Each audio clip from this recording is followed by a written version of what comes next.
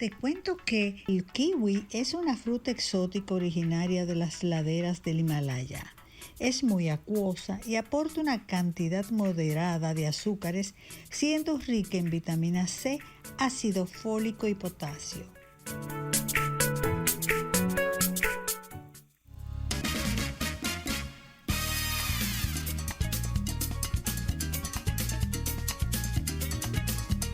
Bueno, yo me siento muy orgullosa y de pláceme aquí con el arquitecto y escritor y cariñosamente, como le decimos trabajador, el poeta, Sí, Enrique del Monte y Soñé. Eh, aquí.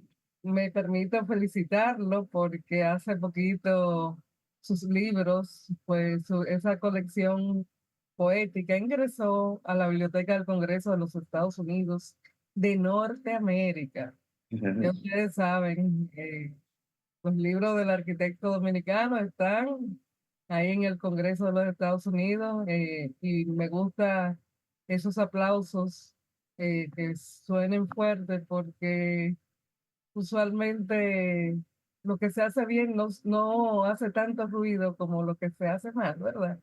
Así que vamos a aplaudir lo que nos llena de orgullo. Aunque no es el tema que nos ocupa, pues quiero que José Enrique, pues luego de darle la bienvenida, nos cuente cómo le fue así brevemente por allá por Estados Unidos y ese evento. Bueno, yo feliz de estar en tu espacio, Ana Mirta, que siempre me da mucha alegría. Además, verte Oh, esta cara siempre con esa cara de contagio que tú transmites, ¿no? Eso es una maravilla. Y sí, fue una bellísima sorpresa y oportunidad, porque estuve invitado a un maratón de poesía que se hace cada año en el Teatro de la Luna, que hay dos teatros importantes de habla hispana en la ciudad de Washington. Y uno de ellos es este, el Teatro de la Luna, que está vinculado a la Biblioteca del Congreso, donde se hacen los recitales y se invita cada año a voces de habla hispana en el mundo. Este año le tocó a la República Dominicana y en mi persona, o sea que yo llevaba bajo los hombros todo lo que somos esta media isla, ¿no? Y mucha felicidad. Y grabaron mi voz, que quedará en el archivo oral de la biblioteca, además de mis libros. En estos momentos ya están en proceso de catalogación para después subirlo al catálogo final, ¿no? Donde pueden consultarse. Pero eso es un hecho que yo no lo esperaba. Me pidieron eso y creo que es un reconocimiento a todos nosotros, los escritores dominicanos, que vamos a seguir contribuyendo con el conocimiento y el arte universal. pero mira que bien que eso pase y que bueno que eso motive a más dominicanos a seguir escribiendo y a mostrar de lo que somos capaces. Aquí hay muy buenos escritores, Ana Mirta, ¿eh? Ha habido siempre y sigue surgiendo muchos jóvenes y muchas personas de mediana edad que han descubierto esa vocación que la tenían dormida, se lanzan al mundo de la literatura, ya sea en la narrativa como en la poesía. Tenemos un talento natural, así como para la música también. Es una isla maravillosa, definitivamente. Sí, he visto que, eh, bueno, nuestra amiga Natacha Félix ha hecho un trabajo interesantísimo a través del Ministerio de Sí. Educación, que ella me ha comentado cómo se complace de ver esos estudiantes produciendo y amando la lectura. Pero aquí te estamos invitando hoy como arquitecto. Ah, muy bien. Y hace unos días vi en la prensa local cómo la arquitectura fue utilizada por el presidente Trujillo para transmitir esas ideas de poder y de dominación a los dominicanos durante su Sí. mandato. Y quisiera saber cómo que nuestros amigos televidentes pues oigan de primera mano cómo sucedían las cosas, que, cómo describía esa visión ¿Cómo describirías tú esa visión arquitectónica de Trujillo para la República Dominicana durante ese régimen? Bien, tú sabes, Anamite, los amables televidentes, que la arquitectura siempre es un acto de poder. O sea, lo hacemos en el ámbito privado y, por supuesto, en el ámbito público. Y el ámbito público tiene la necesidad de representarse a través de los edificios. Algunos regímenes con menos hincapié en ese sentido, mientras que otros sí le dan mucha importancia. En la medida que los regímenes tienen mayor control, ya sea regímenes de totalitarios o regímenes democráticos con una amplia solidez institucional, la arquitectura ocupa una parte importante de la representación de la nación. Está relacionado con la identidad, está relacionado con los símbolos del Estado y está relacionado precisamente con transmitir eso, que es el poder en sí mismo, que es una de los misterios del ser humano, porque nos acompaña siempre. En todas las manifestaciones del ser humano hay una tensión de poder, menor o mayor, y cuando se extralimita el uso del poder es que vienen las consecuencias. O sea, en una relación de pareja, si alguien domina al otro con mayor fuerza, bueno, pues eso ya pasa al término del abuso. Y si lo extrapolamos a una comunidad o a una nación, ya sabemos las consecuencias de un régimen totalitario, que puede ser de cualquier línea, como la izquierda o la derecha, eso no tiene que ver. Hemos tenido feroces gobernantes de izquierda como también de derecha. En el caso nuestro, de la República Dominicana, me apasionaba mucho ese tema porque fue parte de mi investigación para obtener el doctorado que estaba haciendo en lingüística y literatura. Y como mi base inicial es la arquitectura, entonces yo vi en ese tema un vínculo entre mi profesión original y la lingüística. Como sabemos, la arquitectura es un lenguaje, como cualquier otro, tiene sus códigos, sus reglas, sus estamentos y sus variaciones. Y dentro de ese lenguaje hay muchas herramientas para hacerlo como mensaje, como si era como un mensaje, ya sea para tú emitir una idea o para emitir también una proyección de tus intereses, como también para que represente y marque una identidad de un grupo o de una nación. Por supuesto que hablar del régimen de Trujillo, que nos ocupó la mitad del siglo XX, todavía es un tema apasionante porque de triste recordación en términos humanos, porque fue un costo altísimo lo que tuvimos que pasar los dominicanos con ese régimen. Sin embargo, fue un periodo en que se consolidaron algunas cosas que tienen que ver con el Estado Nacional, con la República Dominicana propiamente dicha, que existía, había sucumbido varias veces y no llegaba a formalizarse, a consolidarse para que las instituciones tuvieran cierta fuerza, ¿no? Habían ya incipienza de democracia. Entonces este señor, en él, encarnó todo un régimen de poder autoritario y totalitario en su figura, que fue metiéndose en el pensamiento y la acción de cada uno de los dominicanos durante 30 años. Y nosotros descubrimos una serie de pautas que nos llamaron la atención. La, Vale. el discurso del poder del régimen de Trujillo se manejó en diferentes ámbitos, en la educación, en las artes plásticas, en la radio, el momento, en el teatro, en todo lo que vea la música, el merengue, todo lo que significaba cohesión social.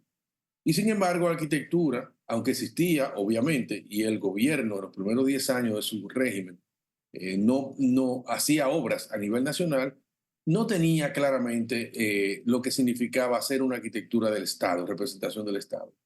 En la medida que el mundo se fue polarizando, acercándose a la Segunda Guerra Mundial, esos regímenes totalitarios que influían en América Latina, fueron los europeos, con sus directrices de ideales muy marcados, utilizaron ampliamente la arquitectura para consolidar sus ideas y para dominar a la población. Fue el caso de Mussolini en Italia, muy conocido, con el fascismo, el caso de Hitler con el nazismo y el caso de Stalin con el socialismo. Los tres que dominaron esa etapa que fue de confrontación eh, crearon una estética del poder a través de la arquitectura. Y entonces incluso fue una lucha que se enfrentaban a nivel internacional entre los arquitectos que actuaban a favor de una u otra ideología. En el caso de los Estados Unidos, que no fue un régimen totalitario, pero sabemos que es una sociedad organizada en base a intereses comerciales y empresariales. Entonces esa lucha, en vez de darse desde el Estado mismo, se dio a través de los elementos de representación del poder económico. Y eso se va a ver a través de muchas ferias, edificios, etcétera, donde ahí la modernidad fue el lenguaje que usó los Estados Unidos. En Europa se usó más bien la búsqueda de la tradición arquitectónica, que le llaman la nueva tradición, en contraposición con lo moderno.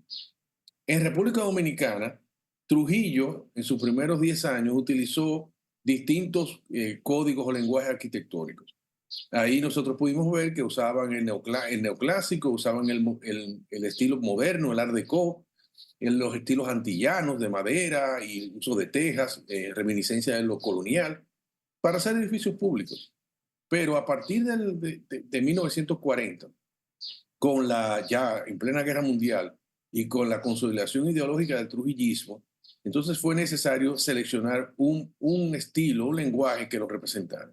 Y es ahí donde surge el neoclásico que marcó los edificios gubernamentales. Y lo vimos en los palacios municipales, palacios de la gobernación, lo vimos en las estafetas de militares y de policías, lo vimos en la sede de los partidos dominicanos en el país entero. Y eso fue una arquitectura que se desarrolló ampliamente en la década de 1940, porque fue una etapa en que hubo crecimiento económico muy marcado en el país por los precios altos de los productos de exportación durante la Segunda Guerra Mundial y porque además el régimen había logrado negociar la deuda externa, saldarla y con ello recuperar los impuestos aduanales, ¿no?, a favor del Estado dominicano. Con esa visión y esos recursos, Trujillo creó una comisión para celebrar el centenario de la República Dominicana en 1944. Esa fue la excusa que utilizó el régimen para divulgar una arquitectura que podría ser identificada por todos los ciudadanos como arquitectura del Estado o arquitectura del gobierno. Fíjate que es una arquitectura tan fuerte que ha sobrevivido años posteriores a la dictadura. Desapareció la dictadura, pero la mayoría de esos edificios están ahí, Ana Mirta. Lo vemos en los pueblos. Tienen otro uso, ya no son los usos originales, pero se siguen usando, se siguen utilizando para servicios públicos. Lo vemos incluso para institutos, escuelas, lo vemos todavía para gobernación o la Junta Central Electoral o muchísimos otros servicios que se necesitan en el Estado y esos edificios los acogen. Es decir, que lo que originalmente podía haberse identificado como una arquitectura de Trujillo, al final logró el cometido de convertirse en arquitectura de la República Dominicana, del Estado Dominicano, porque sigue vigente. Es decir, que fue también un proyecto de nación a través de la construcción que fue muy delimitado, muy marcado y muy dirigido. La mayoría de los arquitectos de la época, graduados, se adhirieron a este lenguaje arquitectónico neoclásico, a pesar de que en privado la mayoría renegaban de ese estilo porque era un poco arcaizante y le gustaba más el movimiento moderno, esa arquitectura que se yace de avanzada que se usaba en los Estados Unidos y quisieron de alguna forma hacerlo en algunos edificios, pero ya en la mayoría, durante el gobierno de Trujillo, se aplicó el movimiento academicista del neoclásico.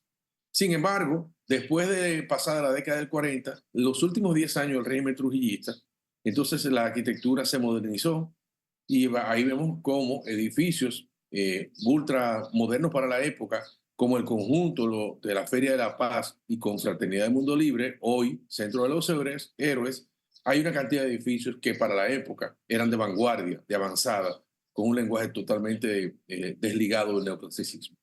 Esas son cosas importantes porque de alguna forma los países marcan su identidad a través de sus edificaciones. De hecho, cuando tú y yo y todos los amables televidentes viajamos y vamos a otro país, ¿qué hacemos? Nos tomamos fotos con la arquitectura del lugar, nos tomamos fotos con edificios emblemáticos, con una plaza que representa al país, para darle ubicuidad a nuestro espacio, ¿no? Para tener un referente de dónde estamos. Y eso es lo que buscan estos regímenes establecer un lenguaje arquitectónico propio del país que lo identifique. No importa dónde tú te encuentres, tú vas a ver la Torre Eiffel y tú vas a saber que eso es Francia.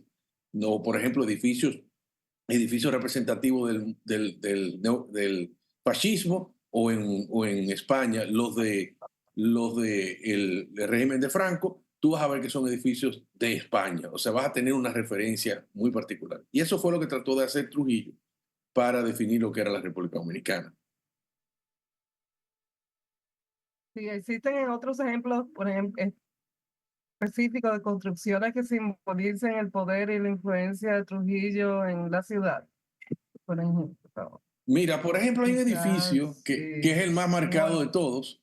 Sí, sí, yo te voy a decir uno que todo el mundo conoce, que es donde es la sede del Ministerio de Cultura, que está en el Malecón, frente al obelisco. Ese edificio fue la sede del poderosísimo Partido Dominicano, y el único partido que existió en la República Dominicana durante ese periodo. Y es un edificio totalmente, te fijas, una masa grande, un volumen grande, con mucha presencia del blanco, con algunas columnas en su punto central y con una cúpula en el medio. Eso te da la sensación de un edificio anacrónico, es decir, de una época ya de cuando los romanos, pero modernizado, obviamente, con materiales modernos. Y ese fue el tipo de arquitectura que hizo el reino. También lo vas a ver en el Palacio de Justicia de Ciudad Nueva. Fíjate que es un edificio, un bloque macizo que tenemos ahí, todavía se usa, y que va a contrastar con, por ejemplo, el Hotel Embajador, que si bien no es una obra del gobierno dominicano, era una obra privada, pero fíjate que dentro del mismo régimen tú notas que el embajador tiene un lenguaje mucho más moderno y a veces uno pierde la noción de si el embajador es un edificio viejo o un edificio contemporáneo, porque se mantiene en fresco, no en frescor. Eso no pasa con los edificios de la era de Trujillo. Lo vas a ver en Santiago, lo vas a ver en todas las cabeceras de provincia, porque se diseminó en todo el país. Hubo también algo interesante.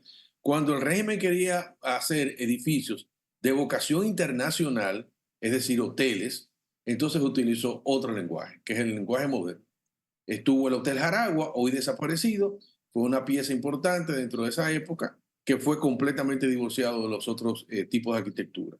También lo vamos a ver en el desaparecido, o por lo menos no ha desaparecido totalmente, pero está absorbido, el Hotel Hamaca en Boca Chica, fue un hotel de vanguardia. Y algunos hoteles de la ciudad, de ciudades importantes en la frontera y en cabeceras de provincia también son de ese tipo de arquitectura, no neoclásica.